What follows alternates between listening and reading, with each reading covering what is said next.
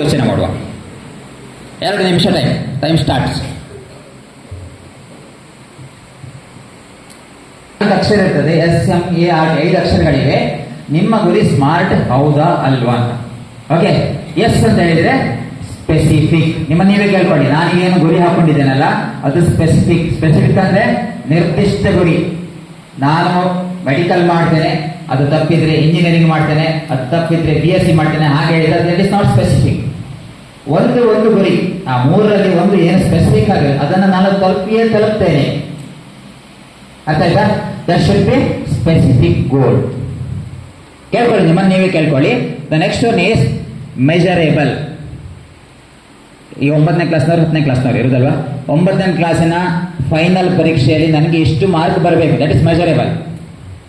10ನೇ ಕ್ಲಾಸಿನ public ಪರೀಕ್ಷೆಯಲ್ಲಿ ನಾನು ಇಷ್ಟು ಮಾರ್ಕ್ ತೆಗಿತೇನೆ, ಇಷ್ಟು ಗ್ರೇಡ್ ಬರ್ತದೆ, ದಟ್ ಇಸ್ ಮೆಜರೇಬಲ್. ಅರ್ಥ ಆಯ್ತಾ? ತಲುಪಲಿಕ್ಕೆ ಸ್ವಲ್ಪ ಆಗ್ತದೆ. ಸ್ಪೆಸಿಫಿಕ್ ಇರಬೇಕು, ಮೆಜರೇಬಲ್ ಇರಬೇಕು.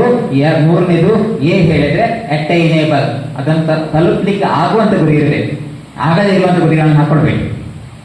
ನಮ್ಮ ಗುರಿಯನ್ನ ನಮಗೆ ಅಟೈನ್ ಮಾಡ್ಲಿಕ್ಕೆ ಆಗ್ತದೆ. ಮೆಡಿಕಲ್ ಮಾಡೋದು, IAS ಆಗ್ಬೋದು, ಇಂಜಿನಿಯರ್ ಆಗ್ಬೋದು, ಸೈಂಟಿಸ್ಟ್ ಆಗ್ಬೋದು, ರಾಜಕಾರಣಿ ಆಗ್ಬೋದು, ಸ್ಪೋರ್ಟ್ಸ್ ಪರ್ಸನ್ ಆಗ್ಬೋದು, ಸೆಲೆಬ್ರಿಟಿ ಆಗ್ಬೋದು, ಏನು ಸಹ ಆಗ್ಬೋದು. ಬಟ್ ಆಗದೇ ಇರುವಂತದನ್ನು ಯೋಚಿಸ್ಕೋಬೇಡಿ. That should be attainable. Okay, and next is R is relevant. ಅದು ನಿಜ ಆಗಿರ್ಬೇಕು. ಈಗ ಕತ್ರಿನಾ ಕೈಫ್ ನನ್ನ ಮದುವೆ ಆಗ್ತದೆ ಅಂತ ಹೇಳಿದ್ರೆ ಆಗ್ತದ? ಕತ್ರಿನಾ ಕೈಫ್ ಗೊತ್ತುಂಟಲ್ಲ, ಸಿನಿಮಾ ತಾಯಿ. ನಿಜ ಇರ್ಬೇಕು. ಅವಳಿಗೆ ಆಲ್ರೆಡಿ ಮದುವೆ ಆಗಿದೆ, ನಂಗೆ ಮದುವೆ ಆಗಬೇಕು ಕತ್ರಿನಾ ಕೈಫ್, ಅದೇ ನನ್ನ ಗುರಿ ಅಂತ ಹೇಳ್ಕೊಂಡ್ರೆ ಇಟ್ ಇಸ್ ನಾಟ್ ರಿಲೆವೆಂಟ್ ಅಲ್ವಾ?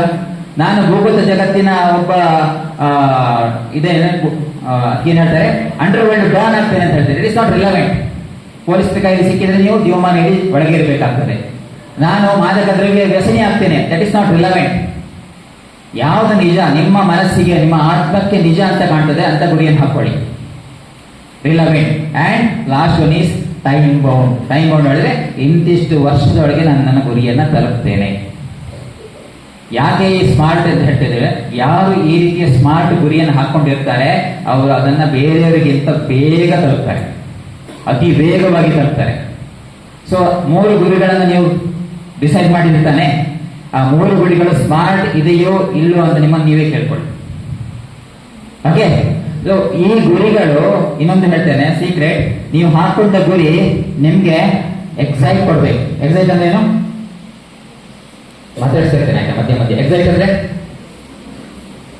ನಿಮ್ಗೆ ಎಕ್ಸೈಟ್ಮೆಂಟ್ ಕೊಡ್ಬೇಕು, ಅದ್ರ ಒಟ್ಟೊಟ್ಟಿಗೆ ಅದು ಭಯವನ್ನು ಸಹ ಕೊಡ್ಬೇಕು. ಯಾರಿಗೆಲ್ಲ ನಿಮ್ಮ ಗುರಿ ಎಕ್ಸೈಟ್ಮೆಂಟ್ ಮತ್ತು ಭಯ